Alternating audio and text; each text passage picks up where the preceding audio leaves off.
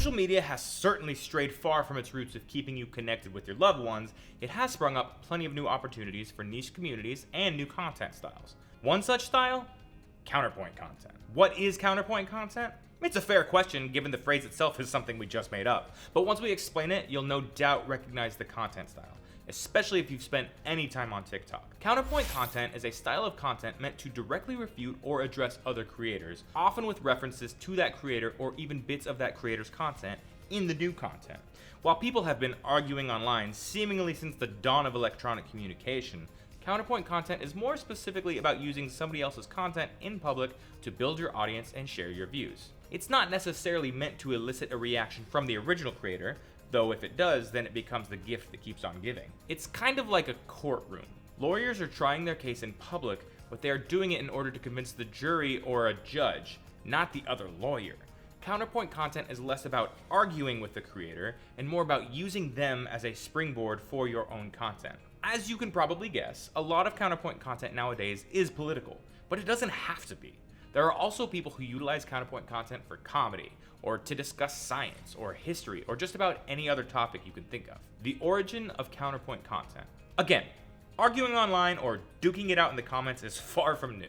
Only the most disciplined of us have managed to completely avoid a flame war throughout our time online, and I do not count myself among the most disciplined in that regard. Some of the earliest websites intended to build community and create discourse, like GeoCities.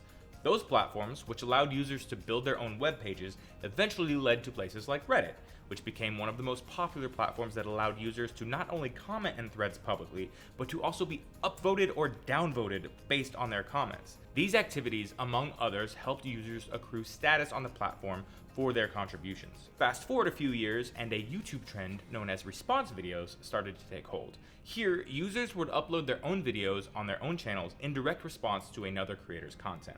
Unlike a subreddit, however, these videos still lived in disparate places, meaning they generated multiple siloed conversations. And then, on September 3rd, 2020, TikTok introduced the stitch function. This feature allows other users to take the beginning of another creator's video and then essentially interrupt it with their own. This feature was arguably the catalyst for the boom in counterpoint content. How creators use this content style to catapult their followings. What makes counterpoint content so effective is that it allows creators to essentially borrow proven hooks and then either support or subvert expectations. This can be done to humorous effect or as a way to extract a quick emotional reaction from your audience. For instance, a clever creator may take the beginning part of a video where somebody says something like, "Here's the best way to get a hot date for Valentine's Day," and then immediately cut in with something counterintuitive to typical advice, like showcasing your wall of collectible Yoshi figurines. Not only will your existing audience love it, you'll be more likely to find a much larger audience because the general hook you used applies to a broader swath. But your specific niche, being a lovable nerd who collects Yoshi stuff, will still attract a decent percentage of that broader swath. You're essentially getting the best of both worlds. An opportunity to reach people your content may not typically reach, while still creating content that is very much in your wheelhouse. Political creators use counterpoint content to great effect. One common method is to include the first few seconds of a video that your typical audience would never see because they don't live in that particular political echo chamber. This clip will probably initially create a knee-jerk reaction for them and make them want to swipe away. But the best counterpoint creators pick the perfect moment to cut in and show that this video is actually going to be the opposite of whatever it seemed like at first. Sometimes they'll even include text on the screen saying "stitch incoming" to let their audience know that they didn't end up in the wrong algorithm. Then, throughout the video, the creator will typically play direct clips from that other person and cut in with their own counterpoints, much to the delight of their typical audience. It has the opportunity to also attract engagement from other political viewpoints, which can then create a significant cycle of engagement and watch time. Creators can also use the feature of responding to a comment with a video in a similar way. While these can be really effective, they still kind of miss the opportunity of using a hook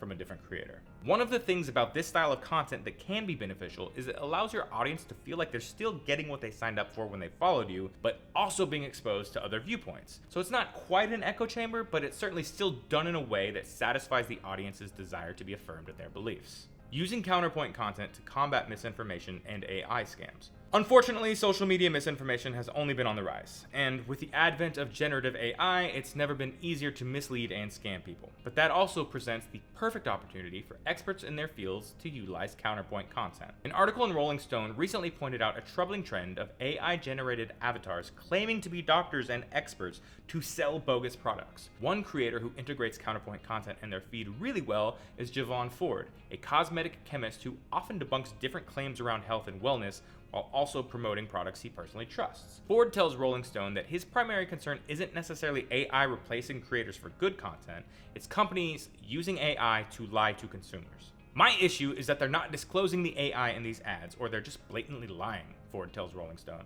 Scientific illiteracy is at an all-time high. Literacy in general is pretty low, unfortunately, and it's important that people are able to still think critically and become more vigilant and mindful about how we absorb this information. Ford says he traced some of the created ads back to the platform Captions.ai, which is one of the original and most popular apps created for adding captions to content. It's one that we at RootNote use for generating captions as well. Captions.ai has since added other features, including the ability to generate lifelike avatars in short clips. The platform's terms and conditions bar users from using the app to misrepresent yours or someone else's likeness, but it's unclear if or how they enforce that rule. Platforms like TikTok and Instagram similarly ban content like the videos described above, but again, they're obviously making it through the censors and being used as ads to sell products. Even when the platforms take them down after they're flagged for deceptive practices, new ads and accounts pop up in a matter of hours. So in the meantime, one of the only ways to counteract these types of scams is to use them in counterpoint content, where actual professionals can call out their misleading claims. And as disheartening as it is that the original videos are able to rack up tons of views,